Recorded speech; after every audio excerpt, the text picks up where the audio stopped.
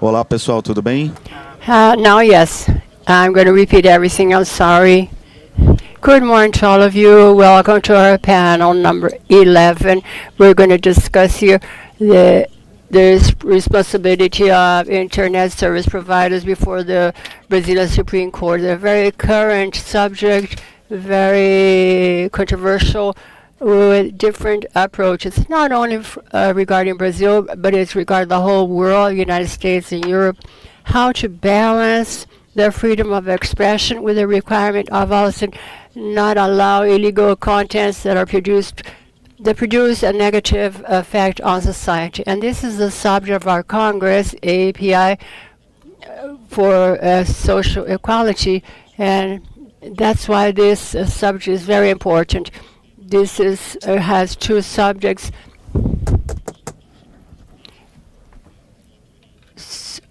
By Minister Luis Fux and Jill Stoffoli, and our panel is to talk to you which are the different points of view in an extremely democratic approach in order for us to debate here which would be a balance point or the best approach. And for this we have here two stars of this subject, very extremely qualified and skilled people. I requested request here. They're very skilled and with a lot of academic contents. We have Andreia Saad, regulating law and also privacy, and also more than 15 years of private sector. She has passed through many offices, and she's legal director of Global Group. It's a great pleasure to have you here with us. And on my right hand, João Brant. João is the current Digital Policy Secretary of the Presidency of the Republic, PhD in University of São Paulo, Master course in Communication Policy of the London School of Economics, and also Social Communication by USB. João, it's a great pleasure to have you here. And we said that Andrea will show her presentation, then I will pass the floor to João, and we'll have some time at the end for Q&A. Please, you can have the floor.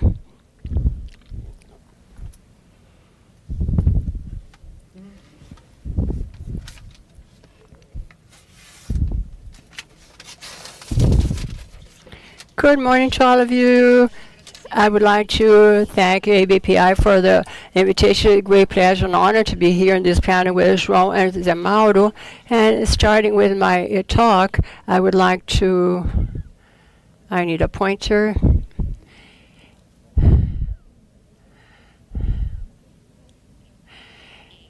I would like to start talking about economical concept that I think is very important for this debate that we're holding today in the Supreme Court, that is regarding the incentives. Incentives are benefits or punitions that are created to make people to behave in a specific manner. It's very common that laws, regulations use this to stimulate a behavior that is socially acceptable or desirable, or to inhibit an attitude that is considered socially not accepted. The rules of civil responsibility, and going into our subject, is an example of this. They have the obvious purpose of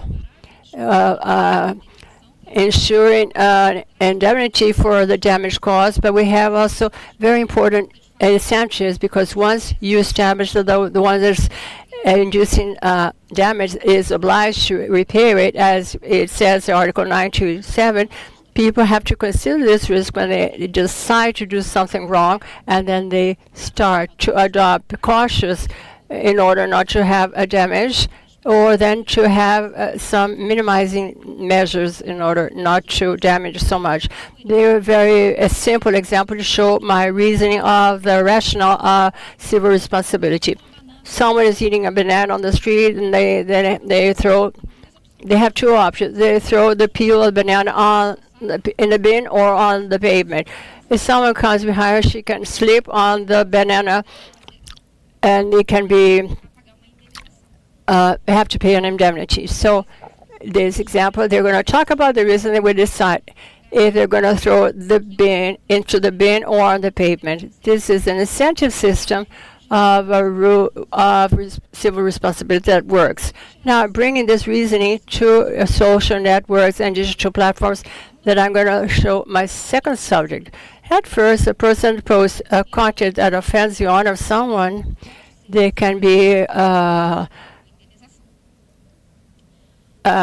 convicted, but internet, nothing is simple. It's very easy for you in a social network. You can post an offensive content anonymously with a fake profile, and in this context, the civil responsibility doesn't work very well. First, because it doesn't support the victim, because the victim can identify who is responsible for this. And also the incentive system also fails, because if I know I won't be identified, or I don't think it will be possible, I don't consider the risk of responsibility before deciding. So I will be very at ease to post whatever I want, including any kind of content. In this context, we have this idea of a special regime of responsibility to other platforms due to the content of the users. This special regime makes sense. First, because the platforms have a lot of visibility, and it's easier for the users to find a kind of indemnity, and the platforms are in a very privileged position as intermediaries. They intermediate the consumption of the content and the posted content. So in this, they can prevent the damage, blocking it before it's posted, and they can minimize the damage because the content is posted. They can remove the content very quickly. So we also have some possible regimes of responsibility for the content of the users. On one stream, we have immunity, that is the denial of this. That is the system in the United States, with the exception of violation to copyright. But normally, the platforms are not responsible for the content of the user in the United States. On the other side, we have objective responsibility, the ones that requires guilt. And we have intermediary regimes. We can have the one of subjective, limited responsibility that happens by a judicial notice, and we can have a responsibility of limited subjective responsibility that starts as of a specific court order. And 27, 28, more or less, when the social network started here in Brazil, we started to have some trials, especially in São Paulo, that used to recognize the responsibility, objective responsibility of the platforms. That used to happen based on two things: risk of the business, and they used to apply the law of the civil code, and also defect in the rendering of the services, and they apply the objective responsibility on the consumer code. With time, the court started to reject this rational objective responsibility based on the law that the posting of a damaging offensive content is not part of the risk of this rendering of service by the platform. This rationale of the court was very coherent with what was happening abroad. We used to have at this time, when the social network started, an understanding that was okay, let's make the platforms to be responsible, but it has to be a limited responsibility. And it used to make sense, this thought, because the platforms of the time were considered as hosts of the contents. The platforms that in a passive way used to receive the contents of the users. So the understanding, and then we have the academia and institutional OECD that regarding this number of platforms that host, if they were subject to very strict responsibility, they would bring in the rational prevention and incentive to generalized monitoring of the contents, and also, and then yes, this content, if it were posted, would generate in the platforms an incentive to be removed. Following a rationale, if you're in doubt, you block it. This at the time was against the freedom of speech and would favor censorship. So following this rationale, as the court started to apply this specific regime of notice takedown. So it is immunity of the platform up to the moment that they receive legal notification and they come to know about the problem. This regime didn't generate incentive to prevention because the platform is only responsibilized when you come to know about it, but it is to generate a good incentive to minimize the damage, because the platform, if it's responsible when it receives the legal notice, it makes sense to receive the legal notice, analyze it very carefully, and understanding the content is problematic. They have an incentive to remove the content very quickly. But then we have the internet framework. So they decided not to follow the court understanding. So they increased the immunity period, and they said, now the immunity goes until the moment of the legal order. So it changed what was being done under the court's order. And this is the text of our Article 19, giving the specific legal order from the moment of responsibility, and it justifies itself, and it talks about the freedom of speech and also censorship. We have two important exceptions for this article. First, the contents that violate copyright and contents that violate sexual intimacy, they call revenge pornography.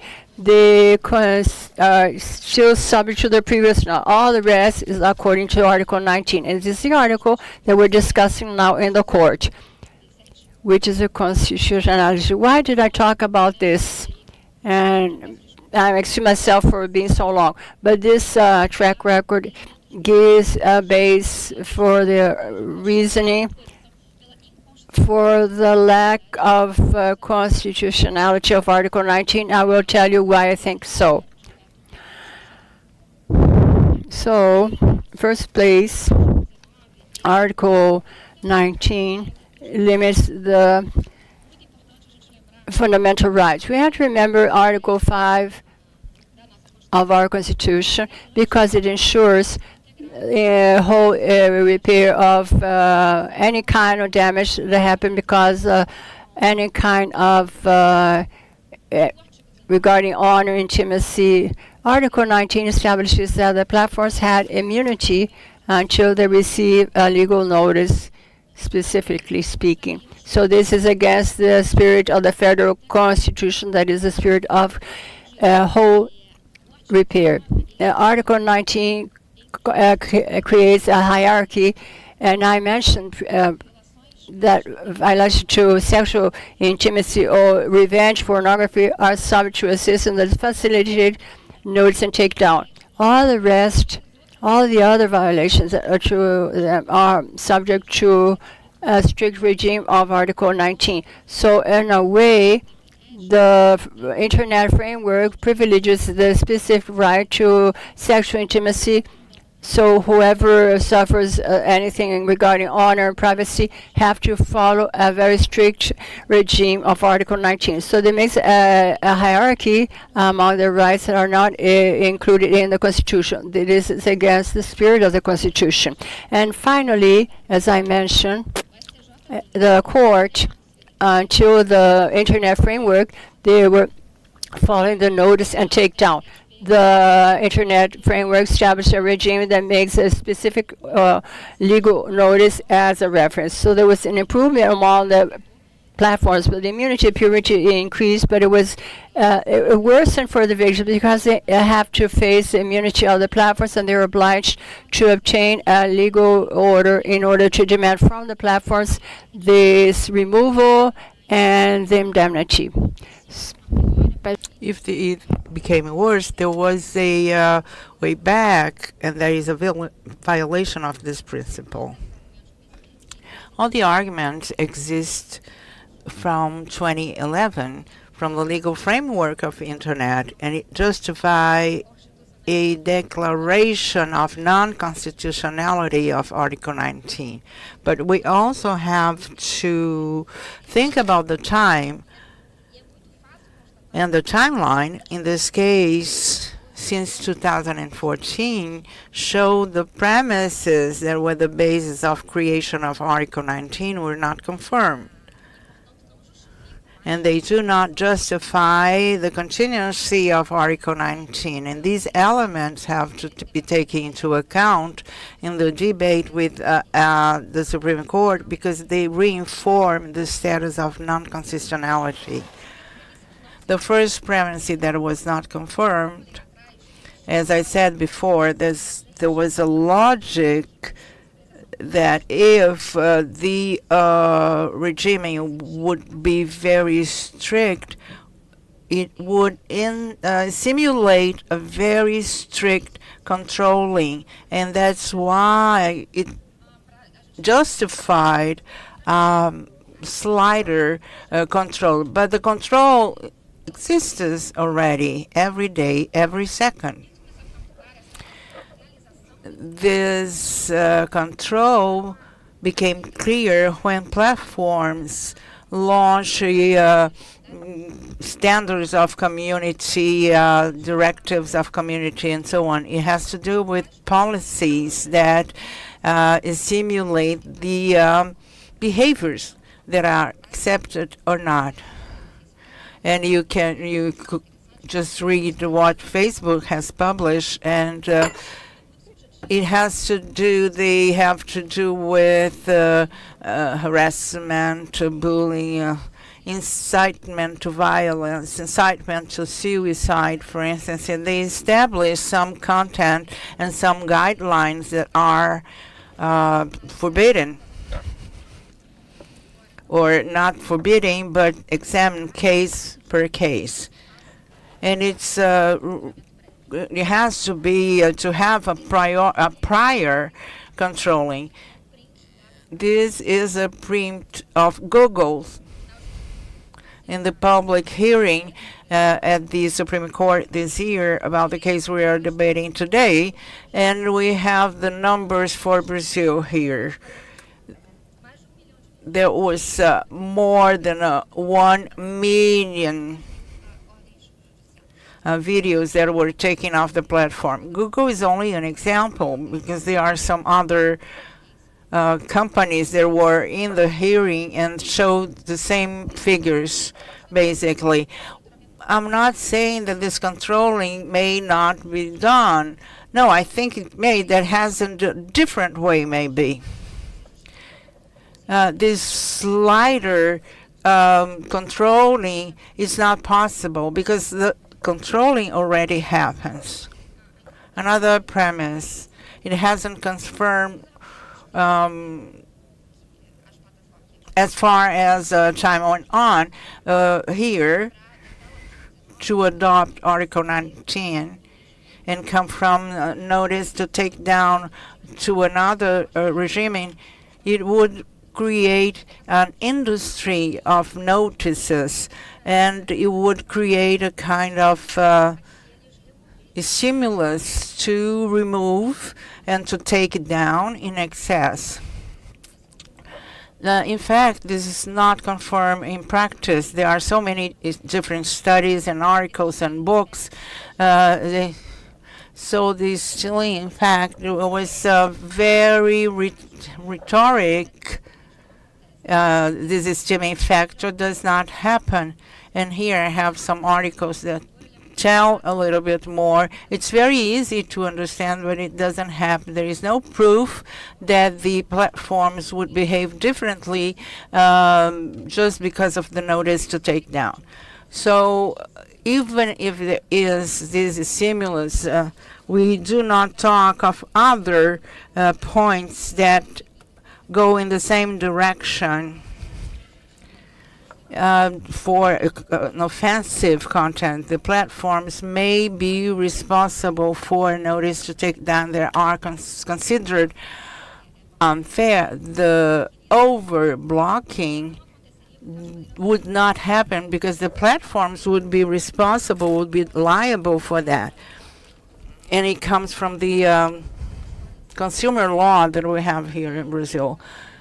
And mainly, platforms have an economic interest to maintain the content. So what we have today is a combination of economic interest with the regime of liability, which is very condescending, which is a recipe for platform submission, albeit all the numbers that were protected.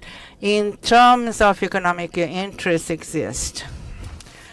Here we have Mark Zuckerberg graph in a letter that he published in the Facebook to express what he thought was were all the difficulties, and this would be the limits to violate the contents that are more graphic, more violent, so they generate more engagement and make people take more time on the internet to examine what's going on.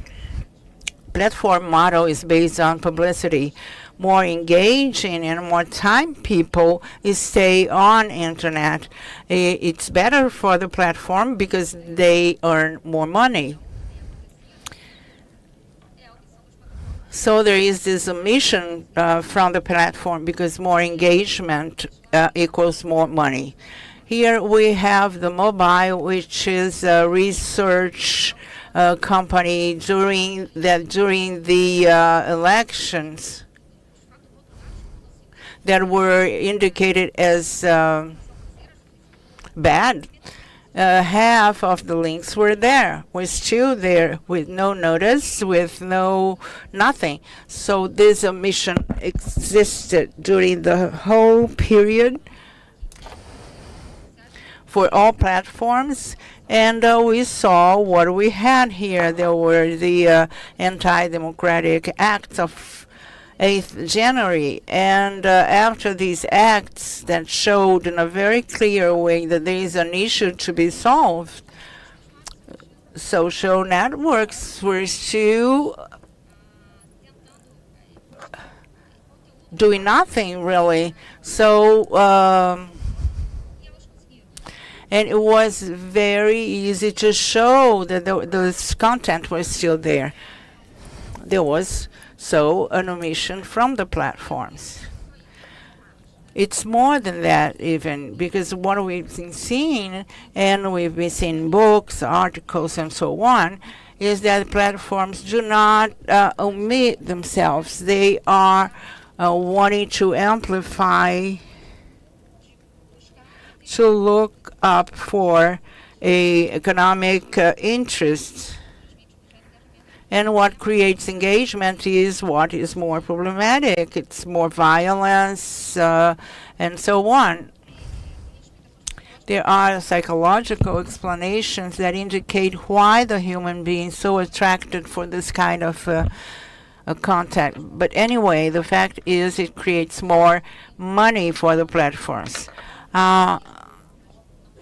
The fact that the platforms omit themselves and act in a way to engage more the public, and this is indicated into 2020 when the Franz Hogan, who was an employee by Facebook, published many different articles saying that the tendency of algorithm to favor this content, graphic or violent or so on, and indicated also that the fact was already taken to the higher direction of the company, and also that they just ignore what was happening.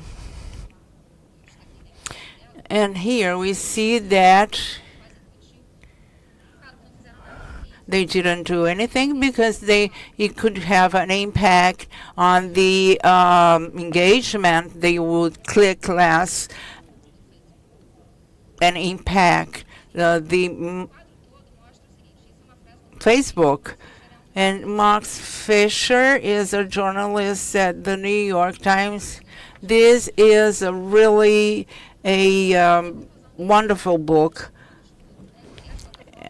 And he said that the platforms and social networks has already changed and reset our brain, the way we behave, and the society itself, and not for the better. And only to talk about Brazil, and we have many different experiences. They're so bad here, and we have different movements here which are very bad for the society that grew up and got organized and are stimulated by the internet. Besides the fact of the 8th January, we have the movement about the earth. The earth is not round. There is the negationist movement against the vaccines for COVID. There is the anti-vaccine, not only for COVID, but for other illness. And Brazil was really well known for its high level of vaccines. It's not anymore because of these movements. And it has to do with a mixture of economic interests with the regimen of liability. It's very condescending. And I'm getting to the end. So, Article 19, it's not constitutional at its base. We have arguments that this article is not constitutional.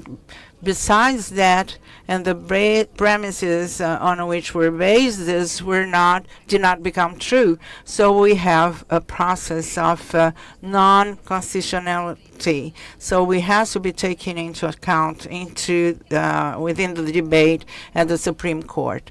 And last but not least, we have the regulation of the platforms. This debate at the Supreme Court is necessary, and it has to get solved, but regulation has to exist and has to be created, like for transparency, and all that has to do with the transparency. The debate of the Supreme Court has to be parallel and very important for our country. Obrigado, Andreia. Parabéns pela apresentação. João, você tem a palavra? Você quer falar no púlpito ou aqui? Tá bom.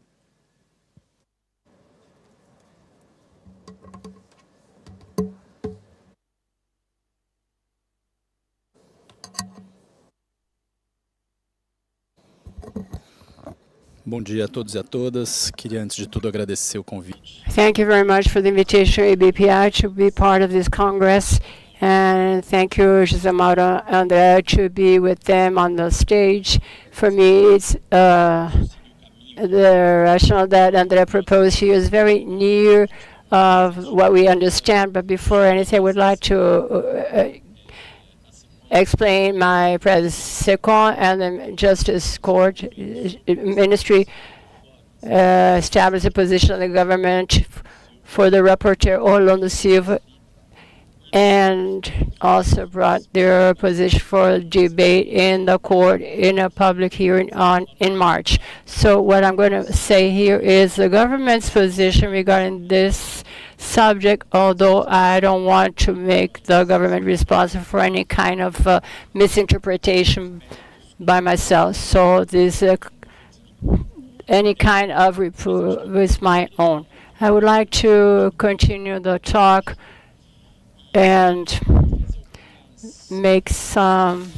underline some issues that I think are important. First, what are we talking about? Which is the problem that is being talked about?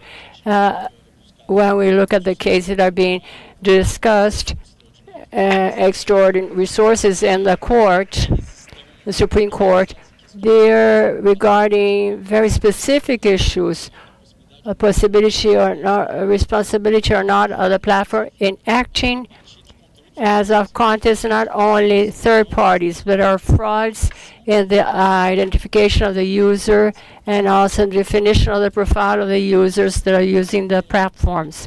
So I would say that when you put a better look on this problem, You understand the many differences, and this is already expressed in the scale that Andrea showed us regarding responsibility. And I think it's on these differences that I want to talk about. First of all, the current template authorizes the omission of the platforms. And this is a problem because they're not obliged to act against damaging contents where they are the only ones that are able to have a position. I'm not talking about the other players or political, or economical, or security players. We're talking about a control environment by the platforms. That means that in the current template or model, you don't have an obligation of being responsible for this environment where we share information and exchange private messages and have public debates. This doesn't mean that they don't have performance in a way. What Andrea talked about the Google, they do act. They act, I think, with a set of concerns that are very legitimate and aligned in general with a legal definition and also constitutional principles. So I believe that we don't have to discuss the condition or not of they having a position. But what we have to ensure is if they're doing it correctly. Where I say that they have authorized omission doesn't mean that are not responsible. It means that they don't have legal parameters to see to what point they can act.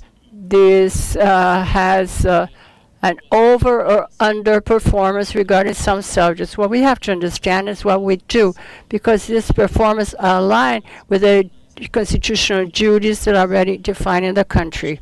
So I think we have to remember that we're not talking about intermediaries most of the cases.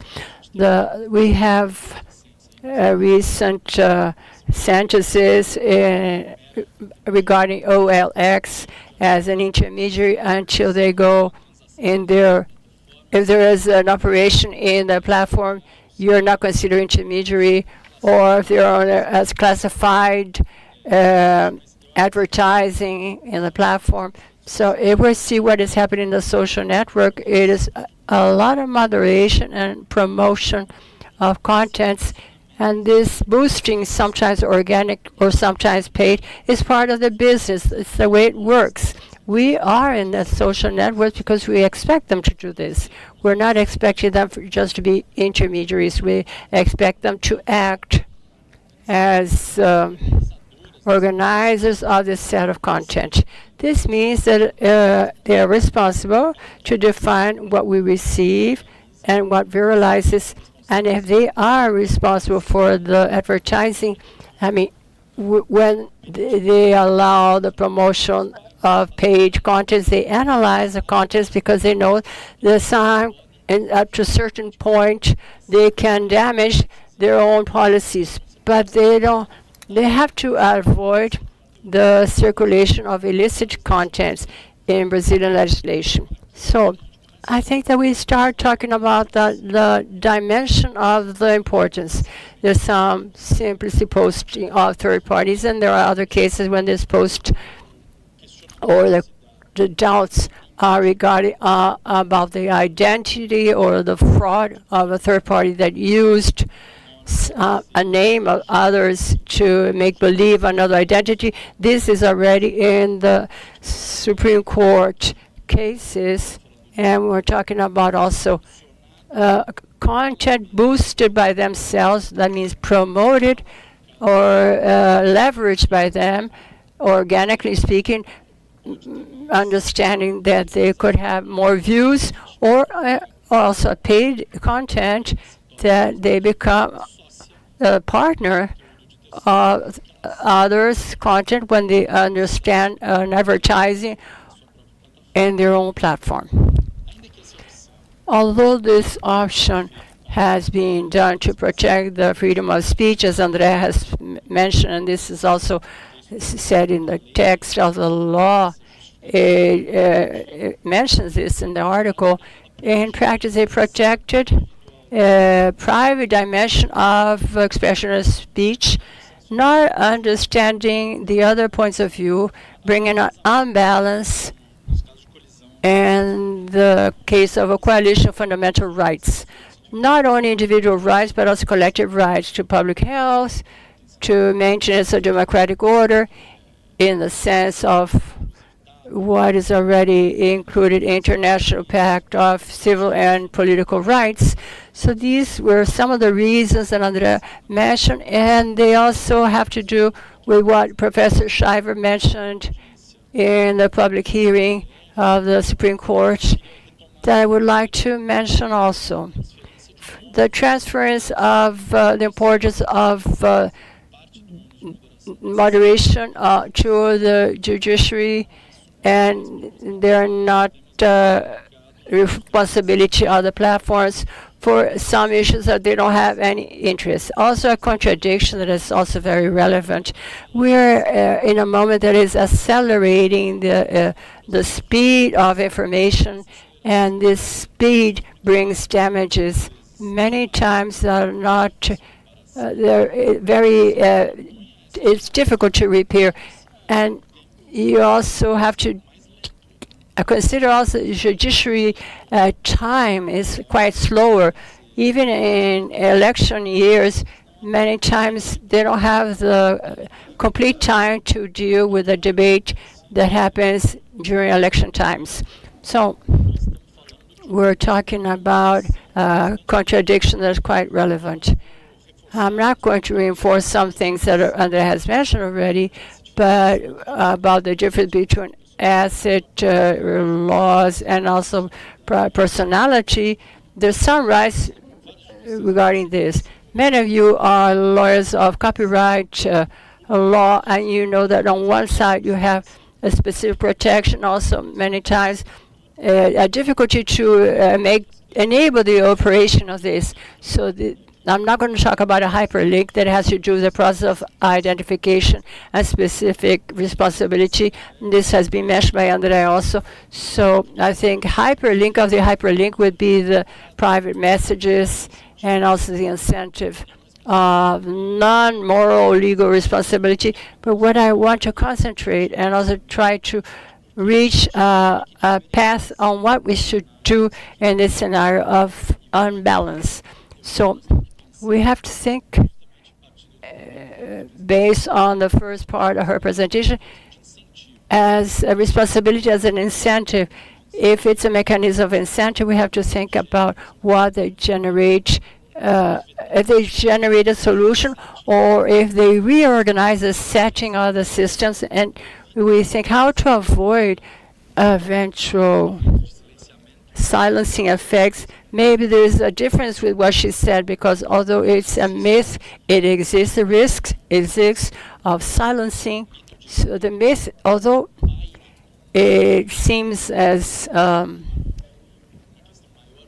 greater issue that it really is, we have to understand up to a certain point it is real, but also other incentives. I don't think it's not a good path just to settle the system of objective responsibility of the platforms. That would be to recognize or to point a direction of total publisher responsibility of the platforms because of the content that are included there. That is different of the nature of the service. The nature of the platforms is of intermediation and organization and moderation of third parties' contents. And this would generate, under my understanding, a silencing effect. The issue how to bring the penalties or the fines to have some kind of understanding on this. The first thing is to recognize the responsibility on paid content should be greater.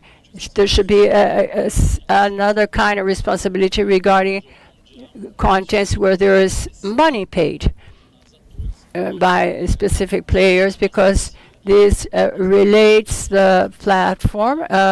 It makes it a partner of the content. And we should also have the duty of care. It's what she said, something is absent, it should be a prevention. I have to, at the same time, if I am notified, to act immediately, but if I have some kind of notices that we don't consider. We consider generating the same problems.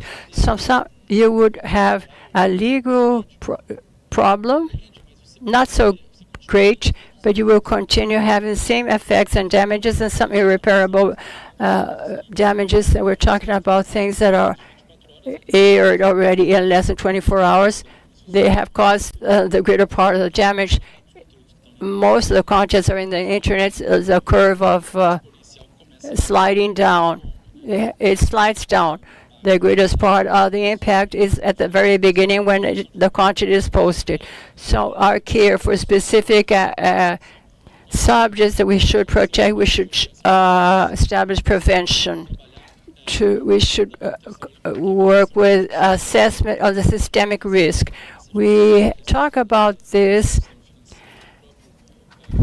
based on environmental and financial agreements. They deal systemic risks to specific rights that have to really be mitigated to prevent these risks. We cannot reach a situation that every year it's worse. We have to have an incentive legal mechanism at the same regulating performance should generate an improvement in the protection of the rights on online environment. That means then to work in a rationale that is responsive but very focused in systemic risk without creating any kind of regulation that would give another business model, but at the same time recognizing that we have to establish safeguards of public interest in dimensions that are not considered nowadays. That's the way that PL 130 approaches, and we think its approval should be done in order for the Congress to give an answer to this problem, understanding the precise importance and that we shouldn't depend on an interpretation or assessment by the Supreme Court. This is a focus that I think is the best one to bring a better balance of rights and also protect a business model with a balance also of fundamental rights protection, protected by the Constitution, that should have in the legislation safeguard too. That should be efficient. Thank you very much. João, thank you very much for your presentation, and great, wonderful, very difficult subject. And I think our panel has reached our importance to show a very democratic approach and regarding everything that is regarding this subject and the difficulties of each approach. And I think it was very interesting to listen to both of you, and also the ones that are online also, and giving congratulations. I would like to act as a moderator to give a comment and say that I do understand all the reasoning that you have mentioned. Some of them quite interesting. I think the subject is being discussed in the whole world. But I think the understanding that I have that we are talking about the pathology, we're analyzing the problems that exist, and we do not consider many times the positive approach that the freedom of speech, the way that is the civil framework of the internet, gives to the society contents that reaches remote places, contents that are very accessible freely by the population. How would be the next day of aggressive responsibility of the providers? Would this content be so accessible? Would the platforms not have another conservative approach, as João mentioned, the silencing, you said the chilling effect, and this concerns me a lot. And I think Article 19 has a very compliant balance. It has to be improved, of course, by the platforms or jointly. But I think I'm very concerned going to a lack of constitutionality that will remove the positive things of the internet. But at the same time, we're a democratic debate. Each one has their view with their own points of view. Please feel at ease if you want to comment, any additional comment. I would like to open also for the audience for Q&A. Surely we should have some. Does anybody have a question? José Eduardo.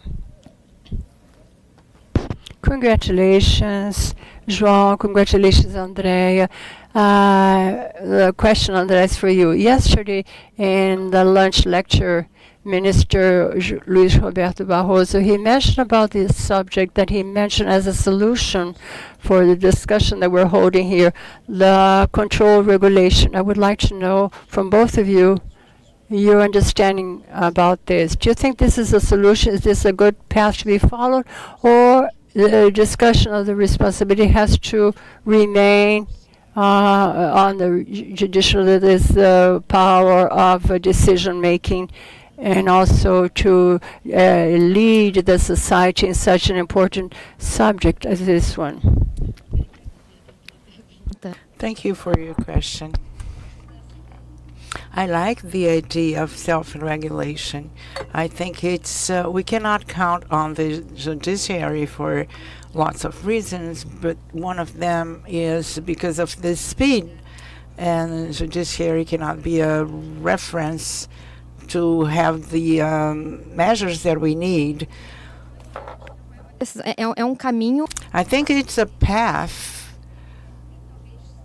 that is recommended now, because if you take into account all the difficulties and so on, because the judiciary has to take into account so many other issues, so to help the victim, because the victim needs to be helped immediately. This is a path we can take.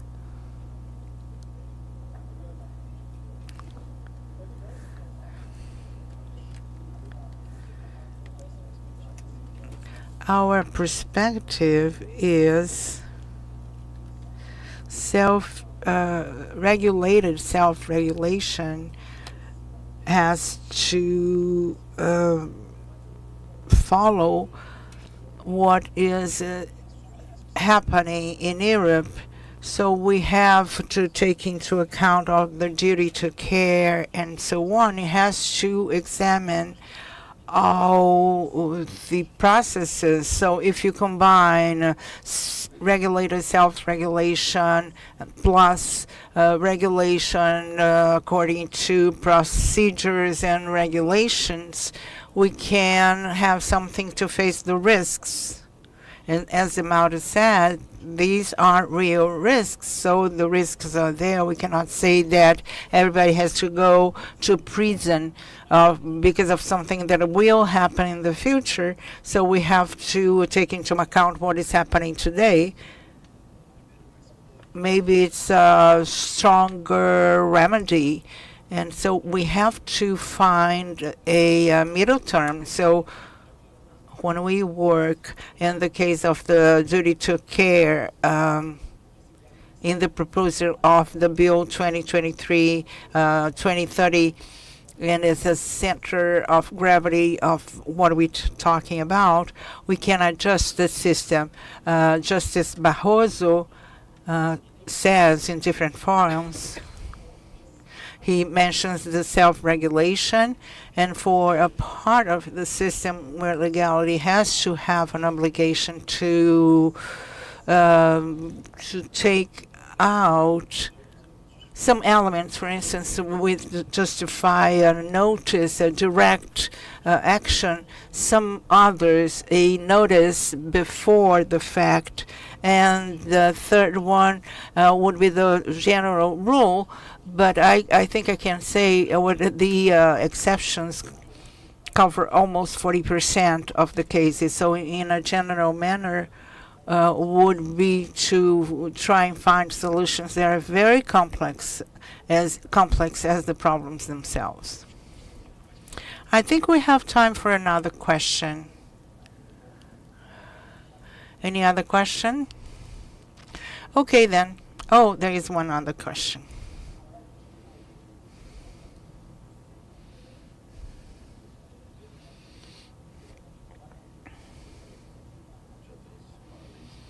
Congratulations on the panel, and you made some very excellent and strong points. But I'm a little bit perplexed concerning the copyright. Copyright is outside the title of Article 19, whether the other ones are not. Well, when the legal framework was published, there was a debate on the change of the copyright law. We have a law from 1998 when internet was just beginning. So there is this complexity in our everyday business, so we have to take that into account. It's quite complex, and that's why I would like to know a little bit of your opinion on this. I am the last lawyer of us three here. The mention of copyright has an objectivity that's considered reasonable, and in the political context, it came as an exception to fight piracy and so on. And the question of trademarks and patents, when we take into account the rights of personality in terms of fraud, we are quite lenient in terms of fraud, and it affects the population. Of course, it goes a little bit off the discussion on copyrights, but using a trademark to try to go against the user, for instance, and we should have a higher level of protection without the necessity of a court order. So we have to take all these into account, and it shows the level of problems, and it touches other questions of copyright that go beyond the copyright.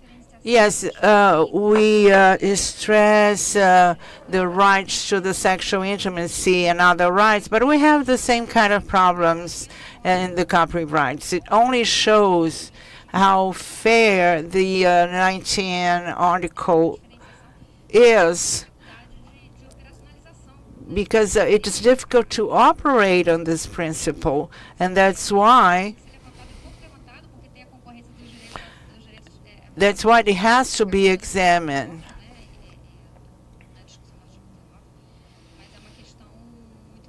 But it's a very important point. We should not have a difference to create different points, like a right to care, to, for instance, a very important one, but to differentiate, it doesn't mean anything to create different points, because one of them is much more protective than the other points. It's a very good question. What I see is that the platforms want to create their own systems to very rapidly react to demands of taking off some kind of content. And I like this approach. I think the market, even if there are problems, as we already talked about here, the reaction of the companies from a marketing point of view to solve the problem is the best one. I prefer this path than the regulation, for instance. Different platforms have already been acting like that in a very fast way. Offering a platform which is safe with products which are real problems is of their interest. Of course, sometimes it goes against, it's not that it happens, but I see this movement from the platforms in the sense that it has to be adjusted, and we have to open up dialogues, but the that's what we have. Thank you. Thank you so much for your presence here in the panel. Thank you, Andrea. And thank you, João. Very interesting presentations. And so let's enjoy the end of our Congress this afternoon. Thank you.